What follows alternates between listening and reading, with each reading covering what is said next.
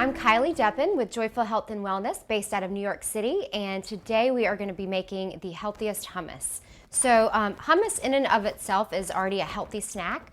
It's loaded with fiber and protein, and it's a great source of non-animal protein. So for vegetarians and vegans, this is a really good way to get some extra protein in. So we're going to start today with a can of garbanzo beans or chickpeas, and I advise you to drain them really well and rinse them.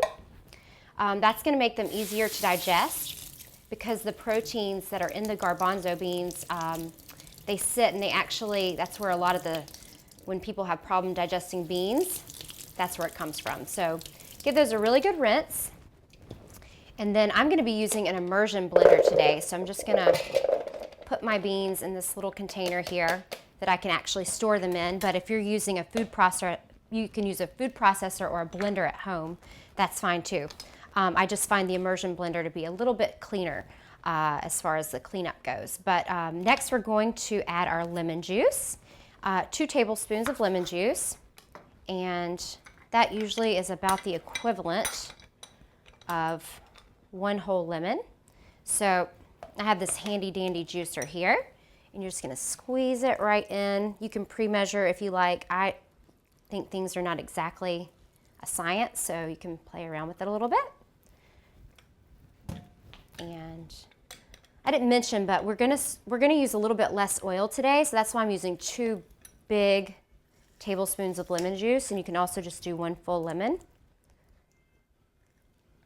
And by using more lemon and eliminating some of the olive oil, you're gonna cut back on the calories. So we've got our lemon juice. We've got 1 tablespoon of olive oil, which is really healthy fat. So don't be afraid of using fat. It's really good for you in moderation, especially if it's not heated like it is not in hummus. We're gonna do 1 tablespoon of tahini, which is ground up sesame seeds. And that's also full of really good healthy fat and vitamins and minerals. And it's gonna make your hummus really creamy. All right, so we've got all of our liquid there. And I'm gonna be using some water, but I like to wait until I see the consistency before I add it because you don't wanna get your hummus too runny. You're also going to be using garlic, and it's up to you how much. I like garlic myself, so I'm gonna probably end up using 2 cloves of minced garlic, and this is a great little device here. You can just throw the whole clove in there with the peel and everything, and it just is done for you, and you don't have to get your hands smelling like garlic, which is great. All right, so you put that in there, and then if you're using an immersion blender, just be sure the blade is fully down in the chickpeas so that they don't go flying everywhere, okay? And just go ahead and turn the blender on and let it sit for at least 20-30 seconds. And then once it starts doing its job, you're gonna start using an up and down motion.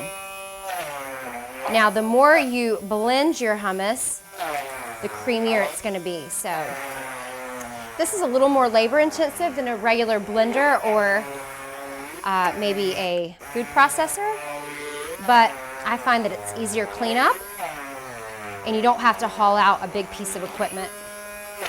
So just be patient and keep going up and down motions with your immersion blender. And eventually it's gonna get nice and creamy. And this is where you probably wanna add in your water. It's gonna help things blend up really nicely. So I just put in about a 1/4 of a cup of water, okay? And now things are starting to really blend up nicely. Now, for time's sake, I'm gonna go ahead and show you our result here. And one thing I forgot is to add a pinch of sea salt, and you can always do that after the fact. Just about a 1/4 teaspoon. Mix it up really well. And that is how you make hummus. Much more affordable than the kind you buy in the store, and you can control the ingredients. So if you are watching your calories, you can make it. This whole bowl has 1 tablespoon of olive oil, so it's not as saturated with olive oil as some of the kind that you find at the grocery store. And I just like to sprinkle. You can use cayenne pepper, paprika, whatever you have, just to kind of give it a little color. And there you have it. And I'm Kylie Deppen with Joyful Health and Wellness, and that's how you make healthy hummus.